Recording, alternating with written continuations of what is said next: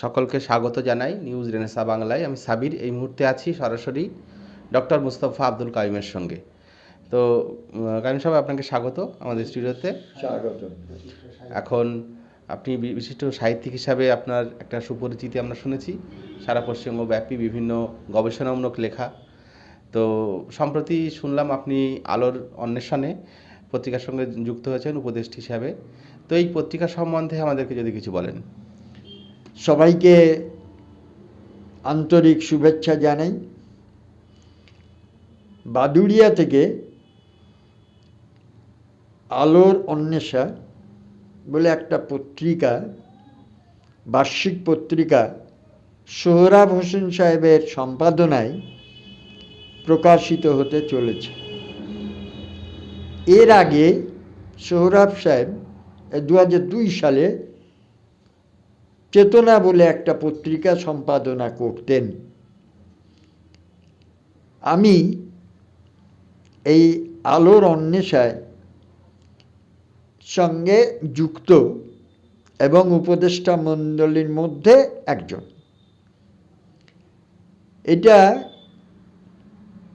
গোটা বসিরহাট মহকুমা, স্বরূপনগর, বাদুড়িয়া, বারাসাত সব মিলিয়ে, বসিরহাট মিলিয়ে বর্তমানে সেটা চেষ্টা করা হচ্ছে ছড়িয়ে দেওয়ার।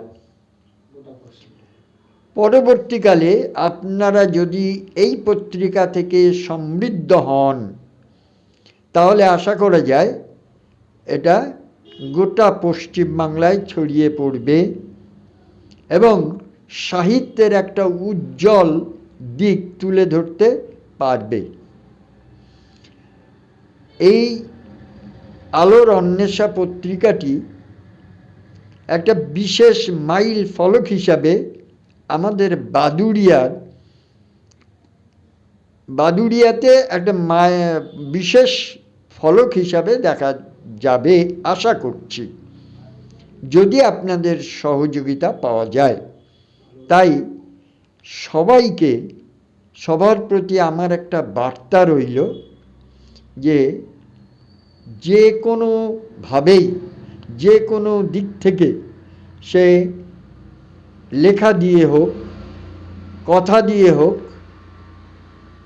বা আর্থিক সহযোগিতা করে হোক, যে কোনো দিক থেকে পত্রিকাটাকে জাগরুক রাখতে। কেননা বর্তমানে আমাদের বাদুড়িয়া থেকে আর কোনো পত্রিকা দেখা যাচ্ছে না। এর আগে অনেকগুলো পত্রিকা আমাদের বাদুড়িয়া থেকে বেরিয়েছে, কিন্তু সে সমস্ত পত্রিকার অকাল মৃত্যু ঘটেছে।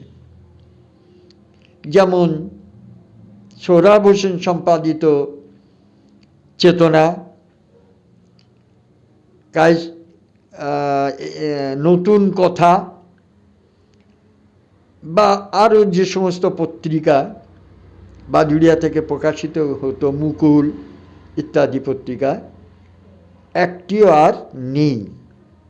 তাহলে দেখা যাচ্ছে, আমি দেখেছি, আমি অন্তত গবেষণা করে যেটা উপলব্ধি করেছি, দেখেছি, আমাদের বসিরহাট সাব ডিভিশন তথা উত্তর 24 পরগনার বসিরহাট সাব ডিভিশনটা সাহিত্যের দিক থেকে এত অগ্রগতি বহুদিন আগে থেকেই পরিলক্ষিত হয়েছে। অপরদিকে অন্যান্য সাব ডিভিশনে একটু তুলনামূলক কম। তাহলে সবাইকে এর সঙ্গে যুক্ত হয়ে সাহিত্যের শ্রীবৃদ্ধি ঘটানো, এটা